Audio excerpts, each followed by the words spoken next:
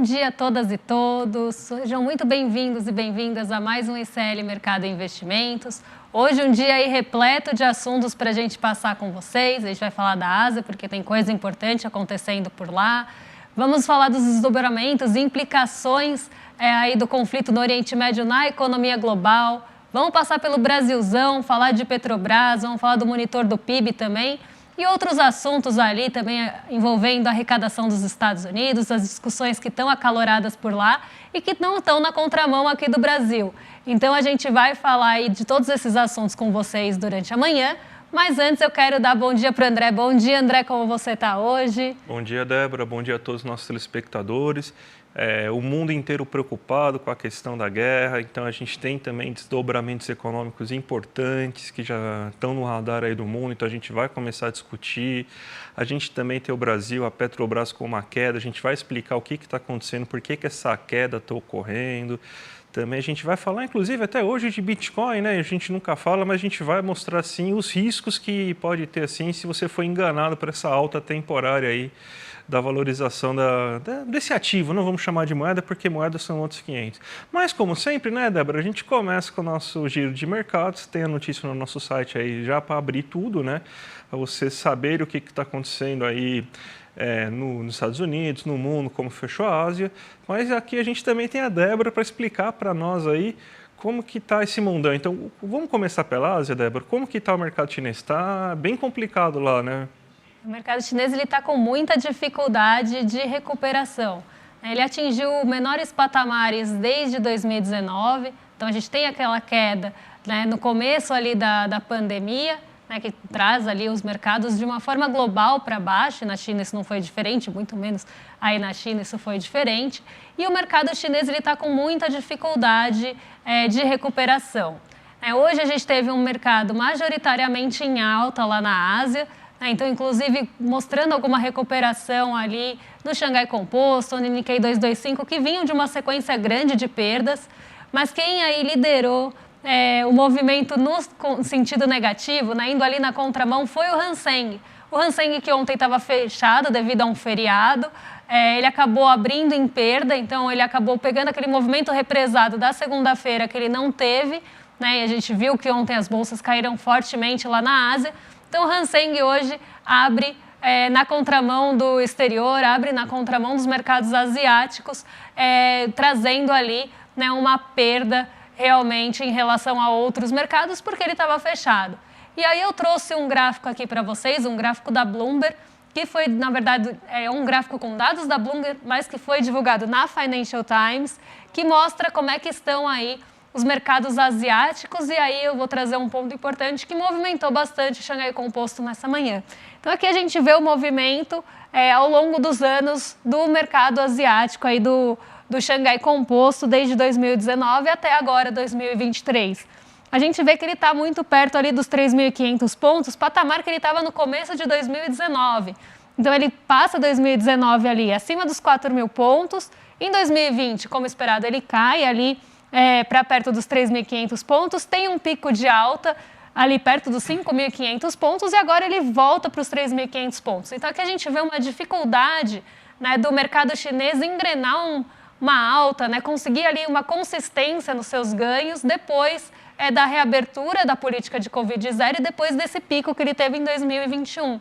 Então aqui a gente vê essa dificuldade realmente do mercado chinês em ter essa constância, né, em ter uma consistência realmente nos seus ganhos, e isso trouxe alguns pontos, né, que a gente está vendo de estímulos acontecendo lá na China. A gente teve, inclusive, estímulos ali ligados a isenções e tentar estimular mesmo o mercado de capitais da China, mas hoje a gente teve uma outra notícia importante, que um fundo estatal chinês entrou pesado ali em compra de ETFs para tentar também trazer uma melhora nesse sentimento. Isso fez com que o Xangai Composto subisse. Então, a gente vê alguns estímulos realmente vindos aí de diversas fontes na China para tentar levar o Xangai Composto, que vem sofrendo aí, não é pouco, né? A gente vê essa deterioração aí de mais de 2.000 pontos desde seu pico, e tentar estimular e fazer com que o Xangai Composto volte a subir e voltar a subir não só com uma volatilidade intensa, mas também subir aí de uma forma mais constante. Então, essa foi a notícia que a gente teve, por isso que eu trouxe, né, esse gráfico para vocês, até porque ontem teve um movimento de saída registrado aí no maior patamar desde 2016 do mercado chinês.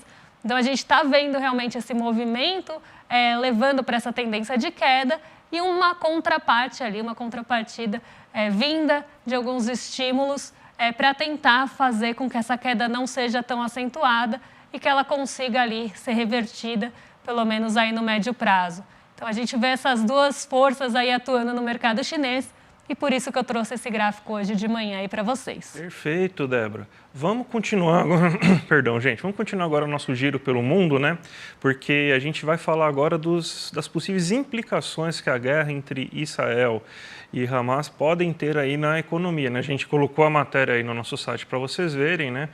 E o presidente do Banco Mundial começa a mostrar algumas preocupações em relação aos desdobramentos econômicos, principalmente na Europa, que o conflito no Oriente Médio pode trazer, né? A gente tem uma situação que a Europa é muito dependente do Oriente Médio em fontes energéticas, você tinha uma dependência grande com a Rússia e já é um mercado que está fechado na Europa, né, por causa das sanções ocorridas com o conflito entre Rússia e Ucrânia. Agora, com o conflito entre Israel e o Hamas, você também tem problemas em relação a gás vindo de Israel, então mais uma fonte de energética fechada. Se você tiver problemas na Europa, pode respingar no resto do mundo. E você também tem uma perspectiva que a escalada do conflito não é algo impossível. Então, pode existir uma escalada do conflito. A gente já tem ataques e conflitos observados na fronteira do Líbano. Então, pode ser que entre também o Hezbollah na briga. Isso aí aumentar a tensão com outros países. O Irã pode acabar entrando dentro do conflito também. O Irã é um grande produtor de petróleo. Aumentou o acirramento entre os países árabes e Israel. Então, você tem toda essa situação que pode fazer com que bens energéticos fiquem mais caros, a oferta desses bens fiquem bem prejudicadas e isso pode gerar graves consequências econômicas, como aumento da inflação, redução da capacidade produtiva de uma Europa que está capengando muito já, que está com muita dificuldade de ter algum nível de crescimento econômico.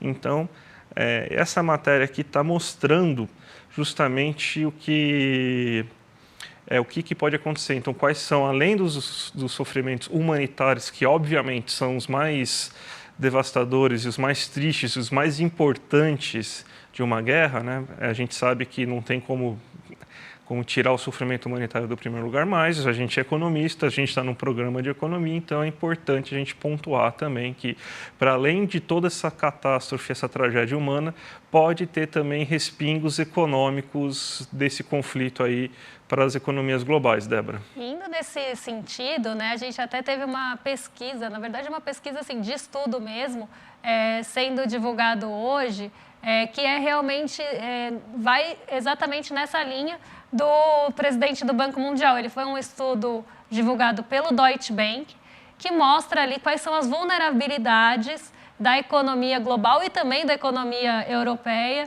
frente a uma possível escalada ou possíveis tensões geopolíticas. Então, foram listados alguns pontos, né, que podem aí ser aí essas fontes de vulnerabilidade. E a gente tem alguns deles, eu trouxe até um mapa aí para vocês acompanharem aí em casa comigo. Mas o primeiro deles seria ligado aí a gasodutos, oleodutos e aos cabos submarinos, né? Parece aí um gráfico cheio de linhas, né, para vocês aí na tela, mas eu vou explicar aí brevemente o que ele se trata. Então, o que o Deutsche Bank constatou aí como a primeira vulnerabilidade mundial frente a uma escalada de conflitos e frente aí a uma possível tensão geopolítica aumentada? O primeiro deles é porque na região ali do Irã, né, se a gente pegar ali, deve estar até pequenininho para vocês, mas na região do Irã passam alguns oleodutos e gasodutos importantes, a gente tem um estreito lá, por lá passa uma boa parte da produção de petróleo e isso poderia trazer algum risco para esse tráfego do petróleo também aí para outros países do mundo e principalmente a Europa, que o André já explicou, que tem uma dependência bastante grande. O estudo é do Deutsche Bank, não é à toa, porque a Alemanha também é muito aí dependente de gás e de óleo, e ela tem aí uma produção industrial também afetada por isso, né? A gente vê como é que está a produção industrial da Alemanha. Hoje a gente teve até alguma renovação das expectativas e eles também vieram baixas. Então, a gente tem aí os dados não apontando para uma situação favorável e a gente ainda tem uma escalada aí, possível escalada que pode agravar esses problemas. Então, aqui a gente tem esse primeiro ponto do óleo e do gás. A gente tem os cabos submarinos. Uma grande parte do tráfego de dados do mundo todo passa por alguns cabos, né? E a maioria deles passa em uma centena de cabos. Então, não é uma diversidade muito grande de cabos. Então, se a gente tem ali uma tensão, se a gente pegar ali aqui, o mapa realmente ficou pequenininho para vocês, mas aqui tem a fonte, né? É o submarinecablemap.com. Se vocês entrarem, vocês conseguem ver o gráfico aí em tamanho real, fica melhor para ver. Mas a gente tem uma grande quantidade de cabos que também passa na região, e aí uma possível escalada de conflitos poderia trazer aí uma vulnerabilidade para esses dados. Aí outros pontos são listados, como ferrovias, tráfego marinho, né, que também tem ali uma dependência na região e isso pode trazer uma vulnerabilidade, e alguns pontos de tráfego aéreo. Mas o principal, apontado pelo Deutsche Bank, foi justamente óleo, gás e dados, né? Então, aqui a gente vê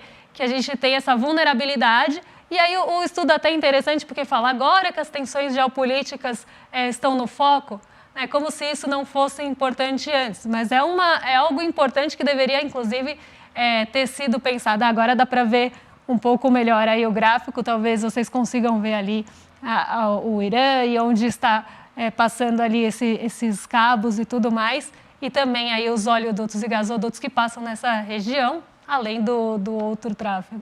Então, Débora, vamos pedir então, gente, você pode abrir aqui a câmera principal, aqui, essa câmera 2, para eu poder apontar para vocês, que acho que aí vai facilitar um pouco.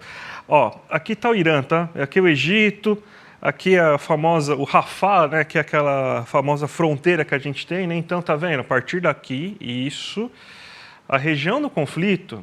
Tá vendo esse emaranhado de coisa aqui, esse monte de bolinha aqui, tipo, aqui a gente tem a Europa, então tem muitas bolinhas, aqui a gente tem também nessa outra região aqui, talvez a terceira maior concentração que perde aqui para essa concentração. Então, é aqui que está passando, nessa região aqui que eu estou circulando aqui com o dedo aqui, é que está acontecendo até, coitado, eu mexi na TV, desculpa aí gente da produção, né?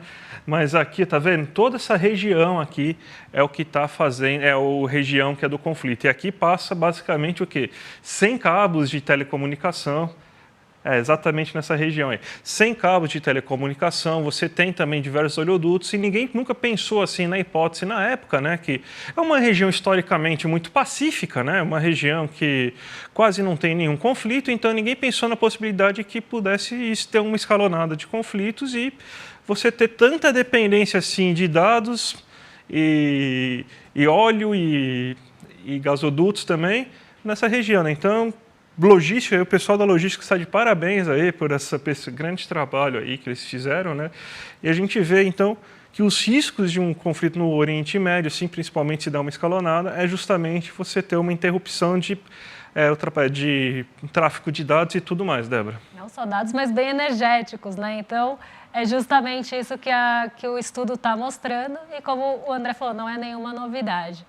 Mas vamos seguir aí o nosso assunto, porque hoje tem bastante coisa para a gente falar aqui ainda, né? Sim, você tem lá como cá, né, nos Estados Unidos, né, a gente nem tem ainda a matéria no site aí, né? Essa daí é uma matéria que a gente vai discutir agora, que a gente não acabou entrando no site aí, mas deve entrar agora à tarde no site, que está falando sobre a questão da queda nas receitas no mundo e nos Estados Unidos. Então, para variar, a gente tem aquela velha discussão, né? De um lado, o pessoal cobrando austeridade fiscal, vamos cortar gastos, no outro, vamos procurar novas fontes de receita, porque tem gente que não está pagando tanto imposto, né? A discussão está aqui no Brasil, né? O Haddad, a gente está vendo o esforço que ele está tendo de encontrar novas fontes tributárias de gente que realmente precisa pagar mais tributos, né? Pessoas super ricas, você tem também apostas esportivas que estavam passando ilesas, né? As famosas bets. Você tem uma série de recursos aí que que existe a possibilidade de você conseguir melhorar a arrecadação.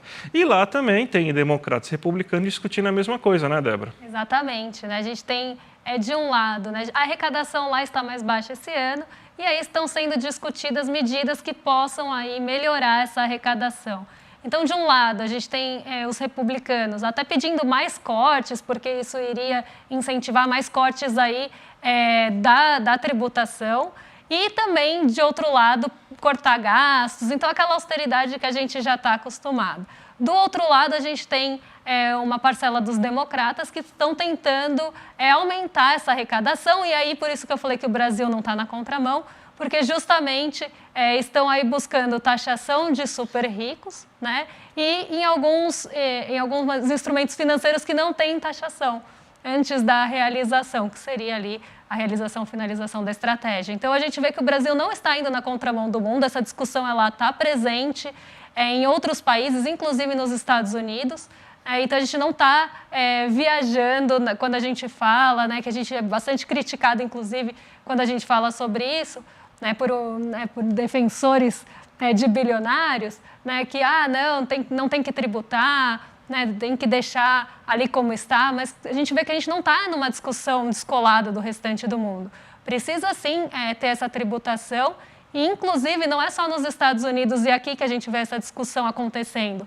Um observatório de economia da União Europeia também mostrou um estudo em Paris que é urgente, aí, que precisa ser taxado os super ricos de uma forma até global. Eles até falam que precisa ter um imposto mínimo global para que se tenha ali uma taxação de super ricos, de bilionários, como se faz ali nos moldes de multinacionais. Então, assim, a gente vê que a gente não está descolado de uma discussão mundial e que isso, inclusive, está em pauta lá nos Estados Unidos, está sendo motivo de bastante discussão por lá, mas hoje saiu uma matéria, inclusive, falando de uma forma detalhada dessas desavenças, vamos dizer assim, entre esses partidos. Então, por um lado, né, entre esses lados, por um lado, a gente vê uma austeridade fiscal sendo pedida ali com corte de gastos. E aí a gente sabe onde são os cortes de gastos, né? Cortes de gastos. E também mais desoneração de impostos, e o outro querendo realmente buscar essa arrecadação,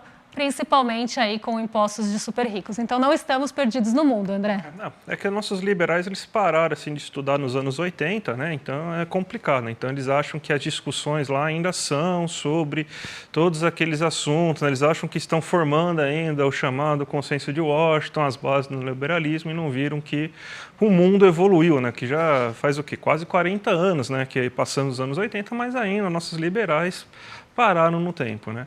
Vamos então agora para o nosso Brasilzão, Débora. Falamos que quase metade do programa, já até mais de metade do programa aí do mundo, né? E saiu, né, o monitor do PIB da FGV, né? Que está muito em concordância com o que saiu do IBC-BR nessa semana, né? Que o IBC-BR teve a queda de 0,77%. O monitor do PIB da FGV mostra que teve uma queda da atividade de 0,6% em agosto, se a gente comparar com julho. Julho teve um aquecimento também, né? Então o movimento foi o mesmo. E aí ele explica algumas situações que fizeram com que o PIB caísse. Então, no monitor da FGV, o peso é considerável sim para os ritmos de atividade urbana, mas já que é um estudo que ele mostra mais detalhadamente os componentes e tudo mais, o IBC-BR, ele é só um dado frio que a gente tem que fazer uma análise e tentar entender a partir das pesquisas mensais, a gente vê que dentro do estudo do monitor da FGV, existe um peso considerável da queda de produção de alimentos que ocorreu principalmente no sul e norte do Brasil. A gente está com problemas climáticos, a gente tem uma plantação muito grande de arroz e soja no sul do Brasil, então você tem então, uma queda de colheita, né? Mesmo não sendo a principal época de safra, mas você teve uma queda de colheita e também esses problemas climáticos podem afetar as produções dos próximos anos, né? Porque a gente está tendo alagamentos de muitas áreas rurais, né? Então esses problemas climáticos podem ter efeito rebote para os próximos anos, e no norte também a gente tem grandes problemas de seca que com certeza estão atrapalhando. Então ele coloca que além dos problemas que a gente está observando aí no meio urbano, né, com uns serviços e o comércio recuando ante julho, que foi um mês mais aquecido, então esse recuo era esperado. Então a maior queda observada vem basicamente dos problemas climáticos que tiveram no mês de agosto aí, com toda essa situação, principalmente no Rio Grande do Sul, Débora. Problemas climáticos aí afetando a produção, que também não é nenhuma novidade para ninguém, né? Vamos aí então seguir, porque a gente também tem que falar da Petrobras, que ontem caiu mais de 6%, né? Então a gente viu as ações ordinárias e preferenciais caindo mais de 6%.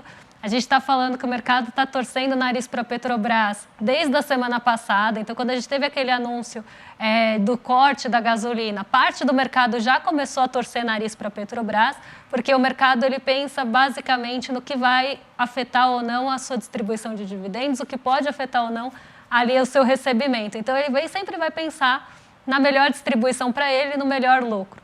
E ontem a gente teve uma notícia, né, um anúncio que poderia ter uma mudança ali no estatuto da empresa. E o que o mercado passou a olhar, André? Adivinha o que ele olhou? Os dividendos de novo, né? Então, o mercado começou a achar que a Petrobras, com essa mudança, não vai distribuir mais do que o mínimo da lei, né? Então, tem ali um mínimo que ela precisa distribuir de dividendos de acordo com lei e estatuto, e aí eles estão tristes, né? Estão aí de nariz torcido para a Petrobras de novo, porque não vai ter aquela distribuição de mais de 100% dos lucros que a gente viu acontecer em outros anos, né? Que não vai ter aquela distribuição de dividendos ali fora do comum, né? Então, eles querem o quê? Eles querem que receber esses dividendos, eles querem as suas parcelas nos lucros cada vez maiores.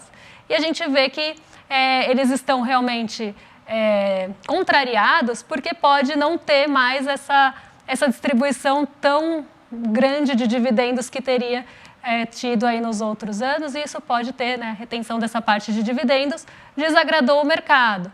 Mas a gente sabe também que não era sustentável distribuir ali o que a gente chama de payout, né, que seria o pagamento do dividendo em relação ao lucro, ali acima de 100% todo ano, ou num patamar muito alto. Isso não é sustentável para nenhuma empresa, porque a empresa ela precisa reinvestir na sua tecnologia, ela precisa reinvestir. Aí eu estou falando investir mesmo em capacidade produtiva, em aumento, realmente expansão da capacidade produtiva, inovação tecnológica. Então, se você distribui os dividendos daquela forma, você não consegue reinvestir na empresa. E a empresa vai ficando sucateada, que no final era o que o mercado, né, no final da linha, era o que o mercado desejava, uma empresa sucateada para ele comprar bem baratinho.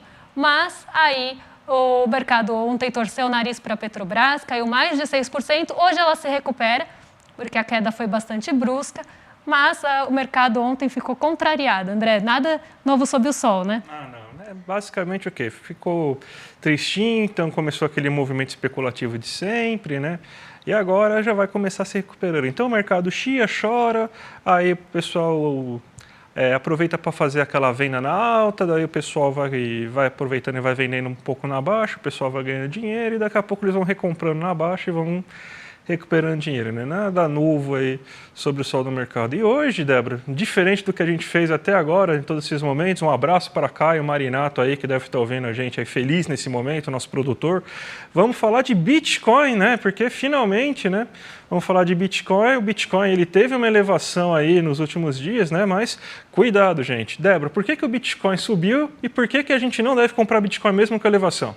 Olha, é um movimento bem especulativo que a gente está vendo, inclusive de especulações, né? É um movimento especulativo que o mercado está especulando. Adorei essa frase porque realmente ela está escrita assim, né? O movimento vem de uma especulação do mercado que a SEC, que seria uma CVM lá dos Estados Unidos, esteja para regulamentar alguns ETFs ligados aos bitcoins, né? Então, estão nessa corrida assets grandes, né? Na corrida para essa, depois da aprovação dos ETFs, para lançar esses ETFs no mercado. Então, a gente vê BlackRock, a gente vê Fidelity ali nessa corrida, tentando liderar a corrida para sair primeiro. E essa corrida também está trazendo esse sentimento de que esteja perto dessa aprovação, que esses ETFs sejam lançados. E aí, com isso, o mercado começou a ficar aquecido, A gente viu a maior alta das bitcoins nos últimos 17 meses, nesse movimento realmente de especulação, né, porque ela subiu quase 15% em um único dia, em 24 horas, para ser mais exata. Então, a gente vê um movimento ascendente bem forte dos bitcoins, justamente por essa expectativa do mercado que tem essa aprovação. Então, nada ainda foi aprovado, não tem nenhum ETF lançado ainda, somente essas expectativas do mercado para que isso aconteça logo. E isso fez com que a busca e a demanda para as bitcoins acontecessem de uma forma aí, muito rápida, né? Então, a gente viu elas deslanchando mesmo nessas últimas horas. Nos últimos 5 dias, elas já vinham em ascensão, mas a gente tem que lembrar, tá, em alguns pontos aqui. Primeiro que ela está num movimento de alta bem especulativo, e a gente sabe que tudo que acaba subindo muito rápido no movimento especulativo tem grandes chances de realizar lucro e cair.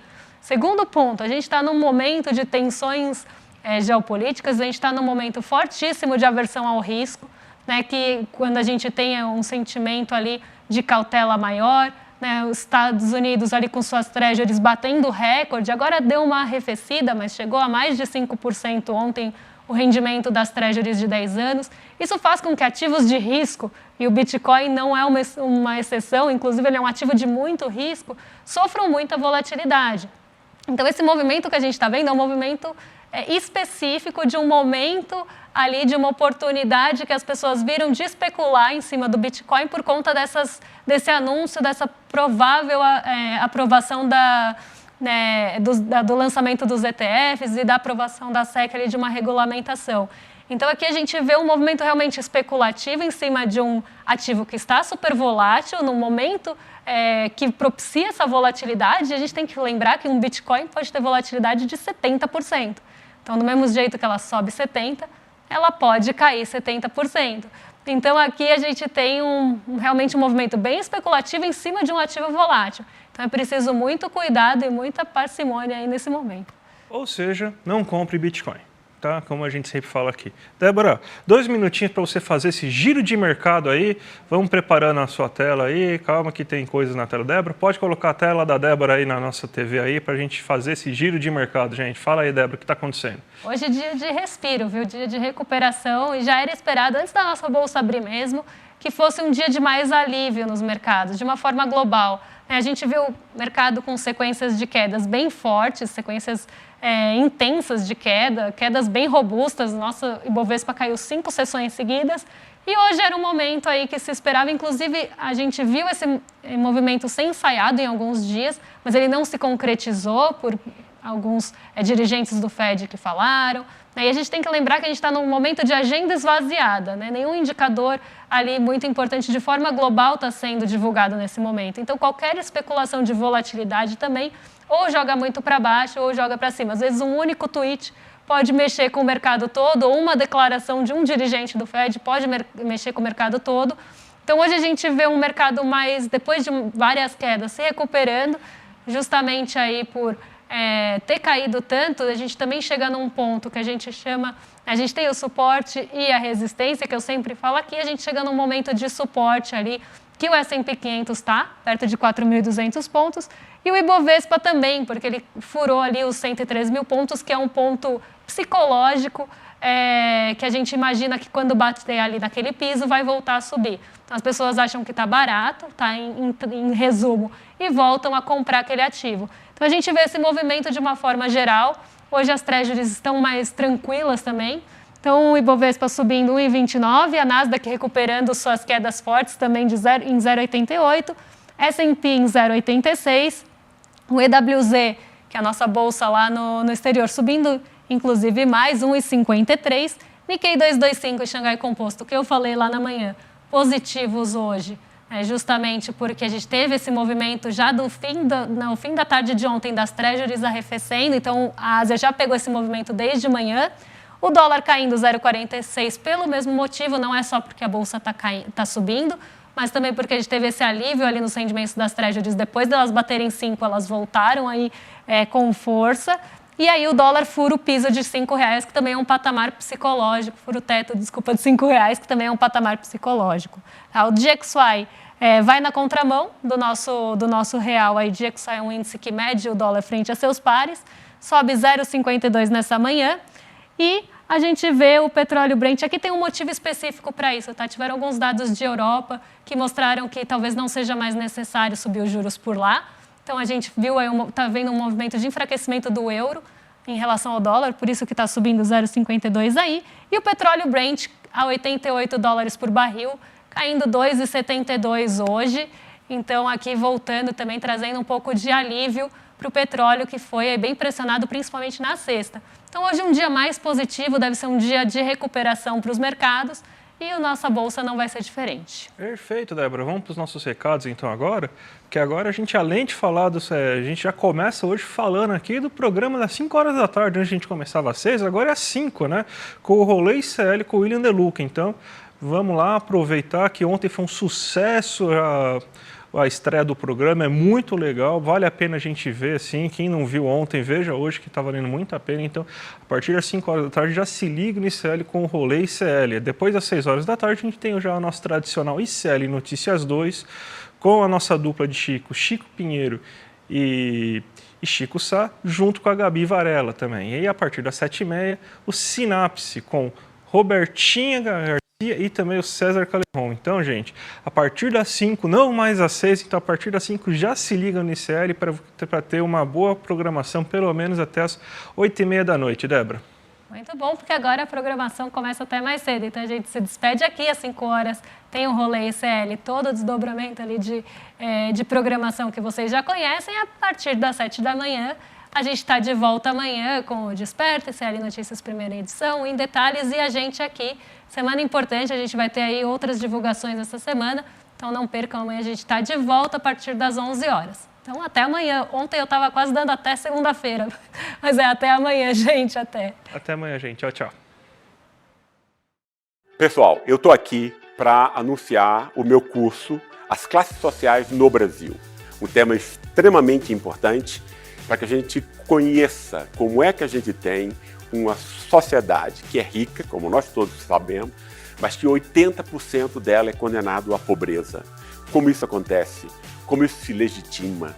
O que é que isso cria entre nós? Como é que a nossa sociabilidade é construída e mantida a partir desse jogo que é perverso? Isso é o tema do meu curso. E eu gostaria muitíssimo, ficaria muito contente que vocês pudessem vê-lo. Um grande abraço a todos. Vou chover no molhado. Sem liberdade de imprensa, sem liberdade de expressão, não existe democracia em lugar nenhum do mundo.